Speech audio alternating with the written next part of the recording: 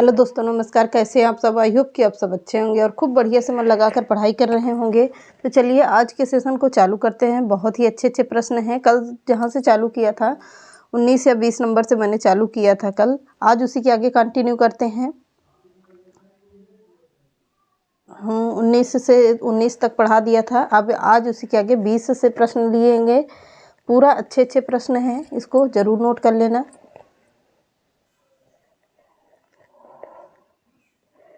तो चलिए स्टार्ट करते हैं। आज के सेशन का पहला प्रश्न है, आदिकाल का चारण काल नाम किसने दिया था? आदिकाल का चारण काल नामकरण किसने किया था? ग्रियर्सन ने किया था, जॉर्ज ग्रियर्सन ने किया था। अगला है, साल भद्र सूर्य 1184 ईस्वी को हिंदी का प्रथम कवि माना है? डॉक्टर गणपति चंद्र गुप्त ने माना है। अगला है, विद्यापति को हिंदी का प्रथम कवि माना है? किसने माना है? तो डॉक्टर बच्चन सिंह ने माना है। किसे? विद्यापति को हिंदी का प्रथम कवि डॉक्टर बच्चन सिंह ने माना है। अगला है, राहुल सांकृत्यायन ने हमीर रासों के छंदों को जज्जल नामक कवि की रचना घोषित किया है? किसने किया था? राहुल सांकृत्यायन ने हमीर रासों के छंदों को जज्जल नामक कवि की रचना घोषित किया है। अगला है, आदिकाल को शून्यकाल किसने कहा है? बहुत ही इंपॉर्टेंट प्रश्न है। आदिकाल को शून्यकाल किसने कहा है? तो गणपति चंद्र शुक्ल ने कहा है। अगला देखते हैं, गारसा द तासी ने इस्तवार द ला लितरेब्यूर हिंदुस्तानी फ्रेंच भाषा में लिखा है। किस भाषा में है? तो फ्रेंच भाषा में है। अगला है, हिंदी भाषा में लिखा गया हिंदी साहित्य के इतिहास का प्रथम ग्रंथ कौन सा है? तो प्रथम ग्रंथ कौन सा होगा? शिव सिंह सेंगर है। कौन? शिव सिंह सरोज है। शिव सिंह सेंगर ने लिखा है कौन सी रचना? शिव सिंह सरोज। ये शिव सिंह सरोज एक रचना है। किसने लिखा है? तो शिव सिंह सेंगर ने लिखा है। अगला है, काल विभाजन और नामकरण का प्रथम प्रयास किया है? किसने किया है? काल विभाजन और नामकरण का प्रथम प्रयास किसने किया है? ग्रियर्सन ने किया है। अगला देखते हैं, आदिकाल कहा है? किसने कहा है? तो आदिकाल को आदिकाल किसने कहा है? हजारी प्रसाद द्विवेदी जी ने कहा है। आदिकाल को आदिकाल कहा है हजारी प्रसाद द्विवेदी जी ने। अगला है, आदिकाल को बीज वपन का काल किसने कहा है? तो आदिकाल को बीज वपन काल किसने कहा है? महावीर प्रसाद द्विवेदी ने कहा है। आदिकाल को बीज वपन काल कहा है। अगला है, हिंदी काव्य धारा की रचना की है? किसने किया है? तो हिंदी काव्य धारा की रचना किसने किया है? राहुल सांकृत्यायन ने किया है। किसने? राहुल सांकृत्यायन ने किया है।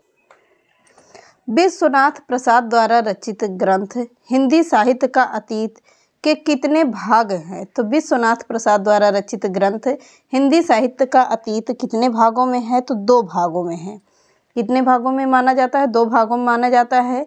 अगला है, आदिकाल को अंधकार काल किसने कहा है? तो आदिकाल को अंधकार काल किसने कहा है? डॉक्टर कमल कुलश्रेष्ठ ने कहा है। क्लियर हुआ? आदिकाल का नामकरण सिद्ध सामंत काल किया है? किसने किया है? तो राहुल सांकृत्यायन ने किया है। आदिकाल का नामकरण सिद्ध सामंत काल किया है किसने? राहुल सांकृत्यायन ने। समझ में आया?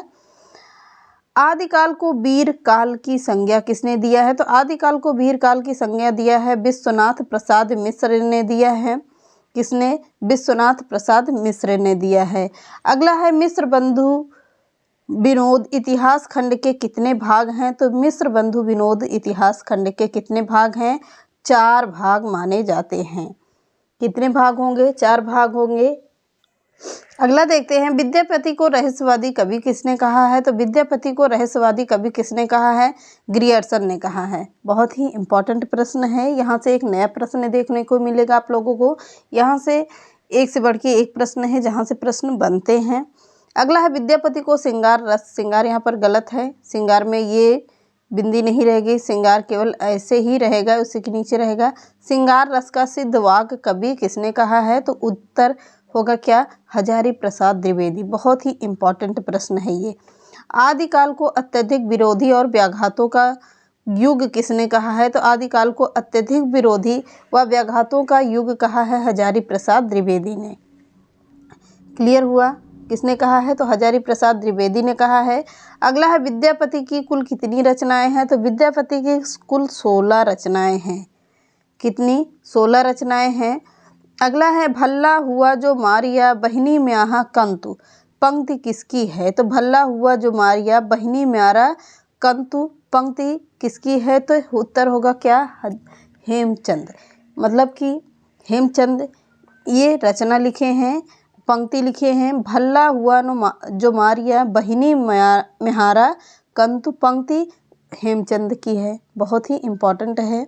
अगला है कौन आल्हा खंड को पृथ्वीराज रासो का एक खंड माना जाता है? तो कौन आल्हा खंड को पृथ्वीराज रासो का एक खंड माना जाता है? उत्तर क्या है? वाटरफील्ड ने माना था। किसने? वाटरफील्ड ने माना था। अगला है सठ भाषा पुराण चाकुरान कथिमया भाषा के संबंध में यह पंक्ति किसकी है? तो यह पंक्ति है चंद्रबरदाई की पंक्ति है। पृथ्वीराज रासो किसकी है? चंद्रबरदाई की रचना है।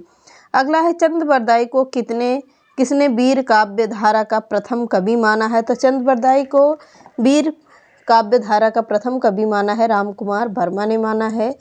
किसने? रामकुमार वर्मा ने। अगला है चंद्रबरदाई को किसने हिंदी संसार का चासर कहा है? तो चंद्रबरदाई को किसने हिंदी संसार का चासर कहा है? हरिऔध जी ने कहा है।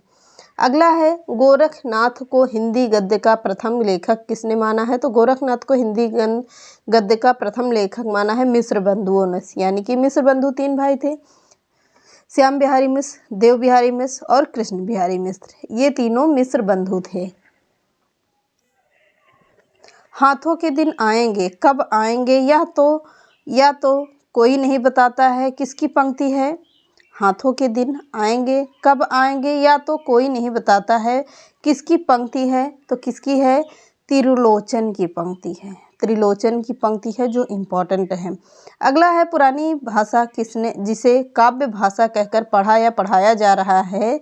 वर्तमान रचना धर्मी के प्रयोजन की वस्तु कम ही है। किसका कथन है? ये भी त्रिलोचन के कथन है। अगला है जितने भी त्रिलोचन से प्रश्न बनेंगे यहाँ पर है, ये ऐसे ही बनेंगे त्रिलोचन से प्रश्न, तो इसको जरूर नोट कर लेना कि पूरी चीज़ें त्रिलोचन की यही मिलेंगी। अगला है अपनी राह चला आँखों में रहे निराला, किसकी पंक्ति है? तो यह भी त्रिलोचन की पंक्ति है। अगला है खाली पेट भरूं कुछ करूं कि चुप मरूं, किसकी पंक्ति है? त्रिलोचन की पंक्ति है। ये भी त्रिलोचन की है। अगला है फणीश्वर नाथ रेणु ने त्रिलोचन को शब्द योगी कहा है। किसने कहा है? तो फणीश्वर नाथ रेणु ने त्रिलोचन को शब्द योगी कहा है। लाइन इंपॉर्टेंट है। काव्य के तत्व विभक्त किए गए हैं कितने खंडों में? तो 4 वर्गों में प्रमुखतया रस शब्द में विभक्त किए गए हैं। अगला होगा कवि दंडी ने काव्य के भेद माने हैं। कितने भेद माने हैं? 3 भेद माने हैं।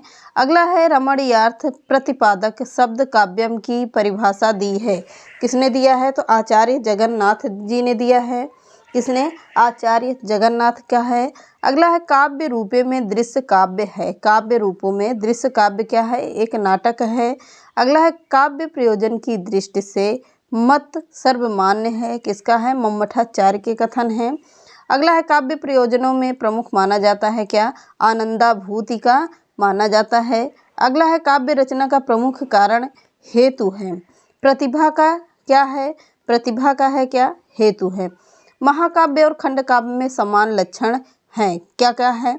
कथानक उपस्थापन जैसा होता है।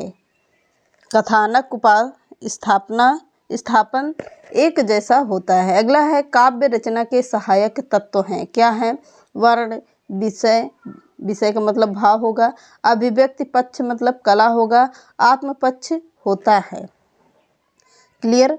मम्मट के काव्य प्रयोजन हैं कितने हैं? तो यश, अर्थ, व्यवहार, ज्ञान, शिवतेर, क्षति, संघ पर निर्वृत्ति, कांता सम्मिलित हैं। अगला है मम्मट के शिवेतर का अभिप्राय है क्या? मम्मट के शिवेतर का अभिप्राय है अनिष्ट। अगला है सगुणालंकारण शक सहित दोष सहित जो हुई परिभाषा है चिंतामणि की परिभाषा है। तो चलिए आज की ये रहे आप लोगों के इम्पोर्टेंट प्रश्न, इसको नोट कर लीजिएगा, नहीं तो 2-3 बार पढ़ लेना। मिलते हैं नेक्स्ट वीडियो में। चैनल पसंद आता तो लाइक सब्सक्राइब एंड शेयर कर दीजिएगा। नमस्कार।